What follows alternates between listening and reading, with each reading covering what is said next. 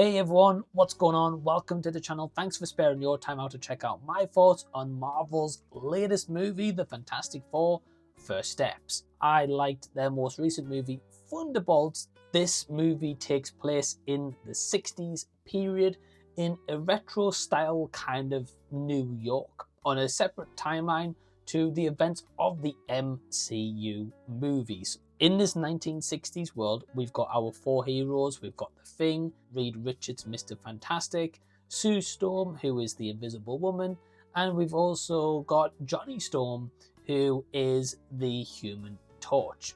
These four are the civilians meshed in with just everyday normal people, but they're the ones who's looking after the city. They're the ones who's the protectors, and they're well revered.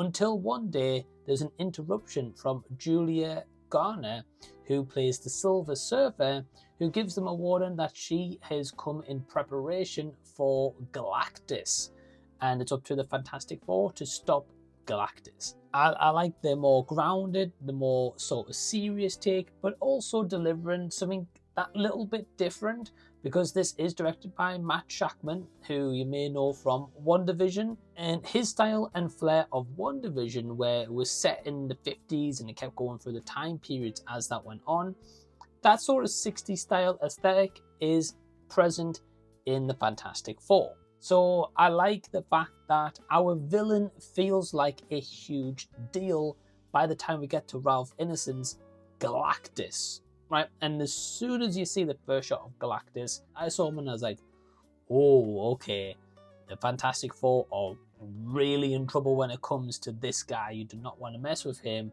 And even his presence on screen, and he makes a huge impact for the time that he gets, primarily in the full form that is teased in the trailer, where he's walking through the city, and it's really impressive. They manage, like, the scope and the magnitude that they portray as this character, Julia Garner, as the Silver Surfer. Now, I've seen her in many projects, including my favorite movie of hers, The Royal Hotel. I think she does a really good job, and she does a really good way of portraying the Silver Surfer, whether it's capturing some cool cinematography shots against certain backdrops, or whether it's a moment where we get more of a serious moment and a kind of a revelation scene, particularly, I really enjoyed. Now, how does it fare to the original cast members that is our Fantastic Four? Okay, you got Pedro Pascal, you got Vanessa Kirby,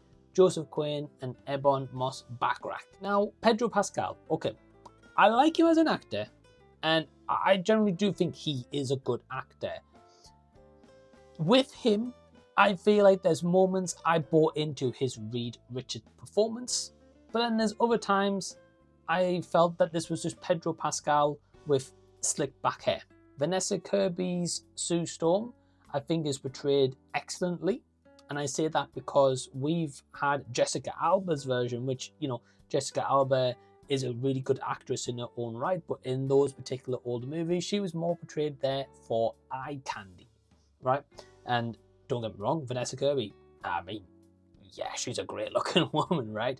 But she actually brings a bit more depth to the character, and I like that about this rendition, because she did feel like a good natural casting choice. Joseph Quinn as the Human Torch, Johnny Storm, I did not like his performance.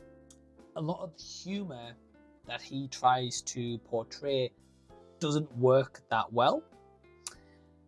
That's not his fault. He's just delivering the dialogue. But this character just felt, I don't know, a little bit out of place for what they were trying to give him.